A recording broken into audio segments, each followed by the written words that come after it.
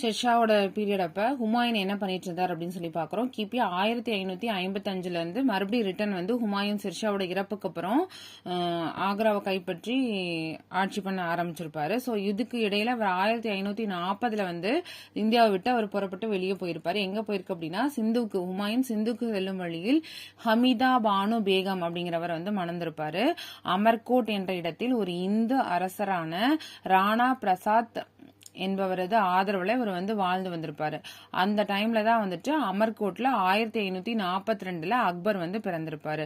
1540 இவர் இந்தியாவில இருந்து புறப்பட்டு வெளியில சிந்துக்கு போற வழியில ஹமீதா பானு பேகம் அப்படிங்கிற மணந்து அமர்கோட் அப்படிங்கிற பிளேஸ்ல வந்து 1542 இவருக்கு வந்து அக்பர் பிறந்திருப்பாரு.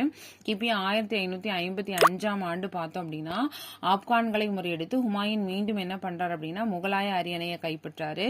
கிபி 1556 ஹுமாயூன் தனது நூலக படியில தடுக்கி விழுந்து இறந்திருப்பாரு. சோ ஹேமச்சந்திரா அல்லது ஹெமு விக்ரமாதித்யா என்பவர் இடைக்கால இந்திய வரலாற்றில் 16ஆம் நூற்றாண்டில் இந்தியாவின் இந்து பேரரசராக பதவி வகித்தார். அவர் வந்து பார்த்தோம் அப்படின்னா ஷூர் ஆட்சியின் ஹெமு துவக்கத்தில் ராணுவ தலைமை அதிகாரியாகவும் பின்பு முதலமைச்சராகவும் பதவி வகிச்சவர் தான் இந்த ஹெமு. அவரோட பேர் என்னன்னா ஹேமச்சந்திரா. அப்படி இல்லைன்னா நம்ம புக்ஸ்ல வந்து ஹெமு அப்படின்னு தான் வந்து பார்த்திருக்கோம் ஸ்கூல் புக்ஸ்ல.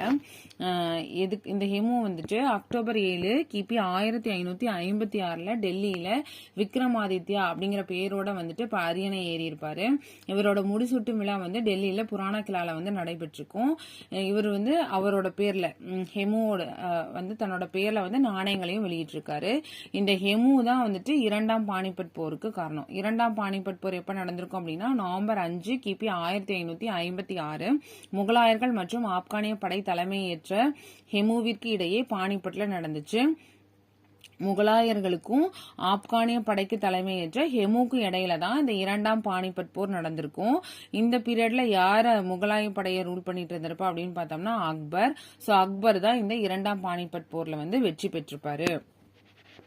ஷெர்ஷா கிட்ட இருந்து தப்பிச்சென்ற ஹுமாயூன் வந்துட்டு யாரு அமர்கோட் அப்படிங்கிற இடத்துல வந்து இந்த அரசரான ராணா பிரசாத் அப்படிங்கிறவரோட அடைக்கலத்துல வாழ்ந்து வந்திருப்பாரு. அப்ப 1542 அவருக்கு வந்துட்டு அக்பர் பிறந்திருப்பாரு. சோ இதுக்கப்புறம் 1555 இவர் வந்து ஆப்கானியர்களை முறியடிச்சுட்டு மறுபடியும் வந்துட்டு கைப்பற்றி ஆட்சி பண்ண ஆரம்பிச்சிருப்பாரு முகலாய பேரரசு. ஆனா அவர் என்ன பண்ணிருப்பாரு அப்படின்னா அவரோட நூலக படிக்கட்டுல இருந்து தவறி விழுந்து இறந்திருப்பாரு. அதுக்கப்புறம் பார்த்தோம் அப்படின்னா அக்பர் வந்து சிறு வயதிலேயே அரியணை ஏற வந்துரும்.